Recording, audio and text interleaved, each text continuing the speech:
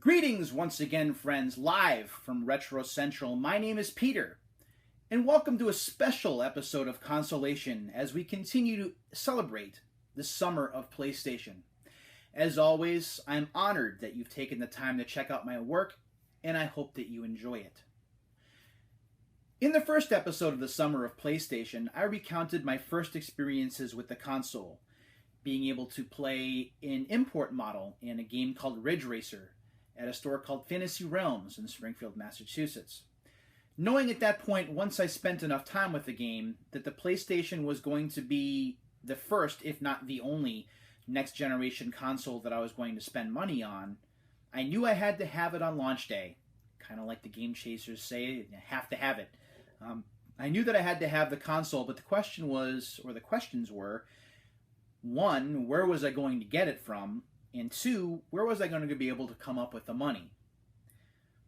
Where to get it from was a little bit easier, if not a bit bittersweet.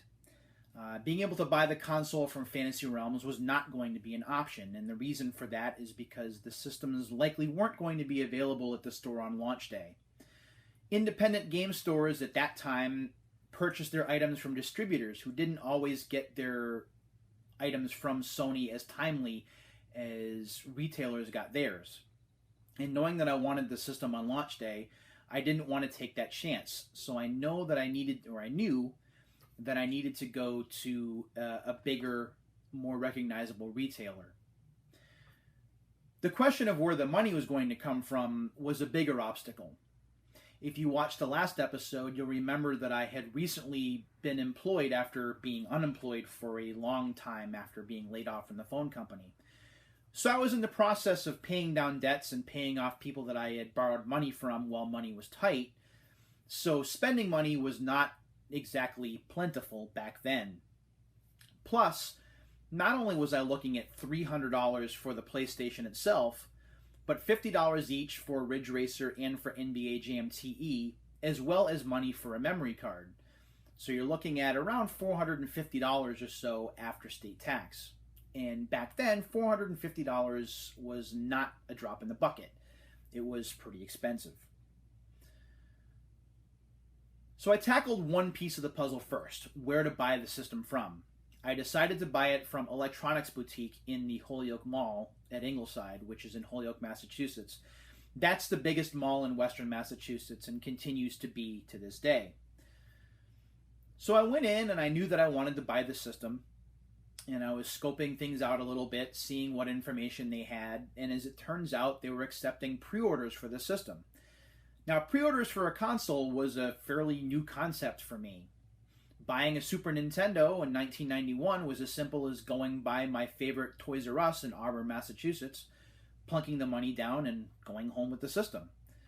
When I bought my Genesis in 1992, granted this was a bit after the system had launched, but I had no problem getting it from a smaller store because the systems were plentiful. They were everywhere.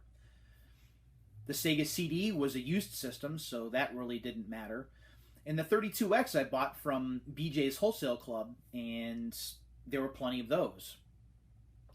So pre-ordering a PlayStation was a new idea, but at the same time it presented an opportunity for me to be able to save some money and put it directly toward the item rather than having to squirrel it away under my mattress or put it in a savings account or somewhere where I could get at it if there was something else that I wanted or needed at the time. So I paid $25 down the first day, and I knew that I had a system secured. I got a small CD, which I no longer have, which had some music tracks on it, along with the promise that you'd be able to do some really cool tech demo stuff when you got the system. So $25 down, $425 to go.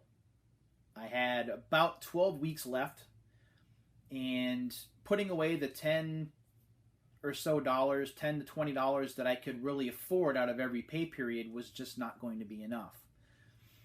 At least not without having a balance left on launch day. So I made a decision that not a lot of people approve of, especially these days, and I traded away a couple of my systems, neither of which really got me a lot of money in the long run. I traded away my Genesis, and I traded away my 3DO. I didn't do them both at once. I did one first. I did the Genesis first, and then the 3DO a bit later after seeing that I still had a lot of money to go on my pre-order program. Do I regret this? A little. Obviously, holding on to those games, especially the 3DO, because those are a bit more difficult to come across these days. I think I would have liked to have still hung on to games like Twisted and Road Rash and Slam and Jam, but I had to do what I had to do in order to get the system at the time. And I think that's what a lot of people fail to realize when they criticize people who do trade-ins. Some people just don't have the money. And they want something, they have the ability to get it if they make personal sacrifices or sacrifices of other material goods. As long as you're willing to live with that regret, you should be able to do what you want rather than have to live with people chastising you from outside. I could talk about the time I traded in my TurboGrafx 16 for a copy of Secret of Mana and a couple of other Super Nintendo games. But when I add in the context that I had recently been unemployed, I didn't have the means to buy any new games at all because I didn't have any money coming in. And it was really the only way that I could pass the time after being laid off.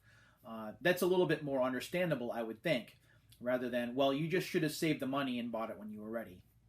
I don't judge people for making trade-ins. I do understand the regret that comes with them, but I certainly don't chastise people for doing so. And I know in past videos when I've talked about Funko Land and GameStop and such, there's been a bit of there's been an air of disappointment or criticism when it's come to trade-ins. And I do understand that there is some regret and some unfortunate feeling that comes with doing trade-ins, but I think it's important to take into consideration context in why people do it. And it's not always easy to just save money and squirrel it away. Life tends to get in the way sometimes, and it is easier to be able to trade items in and pay down a game or a system that you really want, rather than just having to sit on your hands and keep squirreling away $10 a week until you can afford it. So that's the pre-order program and the trade-ins. And then, of course, saving the money. $10 a week here, $20 a week there. Skimping on lunches at work here and there to be able to save a little bit of extra money. I did the things that were necessary so that I could afford the system when it came out, so that it would be paid off, so I could just kick back and relax, take my receipt to Electronics Boutique on September 9th, buy my games, and be happy. Now, it was difficult having just a Super Nintendo for the last month or so of the wait during August of 1995. Now, I still had a lot of great games for it. I still had Chrono Trigger, and I still had Final Fantasy III, and Super Mario All-Stars, and a few other games. It wasn't that I wasn't having fun with them, but I think you can understand that when you've already paid off a brand new system, games that you haven't played yet or that you're looking forward to playing again, nothing else feels the same. Heck, even spending time in arcades during August of 1995 just felt a little bit empty. It didn't feel as satisfying as it usually did. And it's for selfish reasons, but it was what it was. I crossed the days off the calendar. I would go back and I would read and reread magazine articles about the PlayStation and games that were coming. I had spent money on a 1995 PlayStation Buyer's Guide, which was nightly reading before bed every night, looking over the specs of the system, looking over the games that were going to be available at launch, and then the games that were coming soon after. All of these things combined to spike my excitement to 9,000, if you want to use a Dragon Ball Z reference. And it was a very difficult wait. But looking back on it, it was a worthwhile wait, because when the system finally came through on September 9th, and I'll be talking about that in future episodes, nothing beats the first time that you turn the system on. You hear that deep bass sound as the system boots, and you see that PlayStation logo, and you see it in your own room rather than in a store somewhere. It was pretty special. So how about you? If you bought a PlayStation at launch, what steps did you take to be able to secure the money to be able to afford it? Did you pay the money out of pocket? Did you put it on a credit card? Did you trade things in like I did? I'd love to hear about your stories if you have them. In the meantime, I thank you as always for watching Consolation and these episodes regarding my summer of PlayStation. We'll be stepping back from the chronology of waiting for the system in a future episode, and we'll be taking a look at some of the games from 1997 and why I consider that one of the best years in console video gaming history. But that's next time. Until then, friends, thanks very much for watching Consolation and the Summer of PlayStation. And until the next time comes, take care, everybody.